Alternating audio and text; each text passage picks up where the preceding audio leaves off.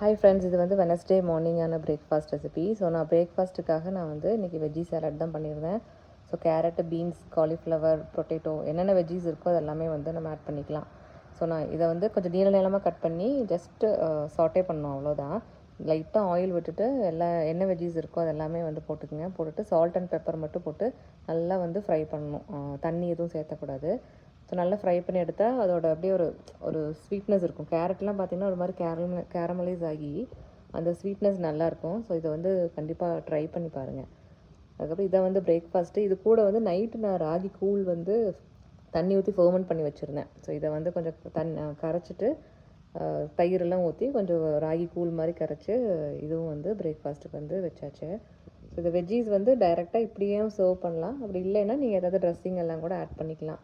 நான் வந்து இன்றைக்கி பன்னீரும் கேஷ்யூ கொஞ்சம் அரைச்சி அது கூட கார்லிக் பவுடர் எல்லாம் வந்து போட்டு கொஞ்சம் டாப்பிங்ஸ் போட்டு ட்ரெஸ்ஸிங் பண்ணியிருந்தேன்.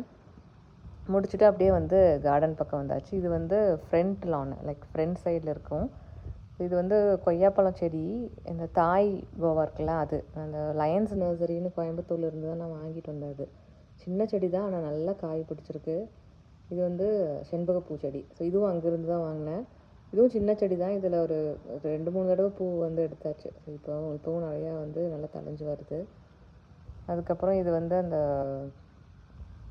கொடி மாதிரி படர்ந்துருக்குல்ல, இது வந்து நம்ம சங்குப்பூ செடி. ஸோ இது வந்து நல்லாவே க்ரோத்து. சும்மா ஒரு விதை போட்டது தான், பயங்கரமான க்ரோத்து. ஸோ அதுக்குள்ளே என்னடா இப்படி ஒன்று ஒளிஞ்சிருக்கேன்னு பார்த்தா இந்த பூ. ஆக்சுவலி இது ஒரு சின்ன கட்டிங் வந்து இங்கே இருக்குது பாருங்கள். இந்த பூ இருக்குல்ல, இதோட கட்டிங் வந்து நெய்பர் பக்கத்து வீட்டிலேருந்து ஒருத்தவங்க கொடுத்தாங்க. ஸோ அதை கொண்டு வந்து வச்சது தான். ஸோ இதுலேருந்து பூ வந்து இப்போ தான் வந்து வந்திருக்கு. ஸோ பார்த்ததே ரொம்ப சந்தோஷமாக இருந்துச்சு. ஸோ இந்த செடி தான் அது. இது என்ன பேர்னு எனக்கு தெரியல, பட் ஆனால் இது ஒரு சின்ன கட்டிங்காக கொண்டு வந்து வச்சோம். அதுலேருந்து பூ வர ஆரம்பிச்சிருச்சு. இப்போது இந்த பூ பேர் தெரிஞ்சால் எனக்கு சொல்லுங்கள். பார்க்கவே ரொம்ப அழகாக இருந்துச்சு. ஆனால் பூ நம்ம பர்பிள் கலரில் உள்ள ஒரு 2 லேயர் இருக்குது. உள்ள ஒரு மாதிரி அது அழகாக இருக்குது பார்க்குறக்கே. ஸோ இது என்ன பூவும் தெரிஞ்சால் வந்து எனக்கு கமெண்ட் சொல்லுங்கள். தேங்க்யூ ஃபார் வாட்சிங்.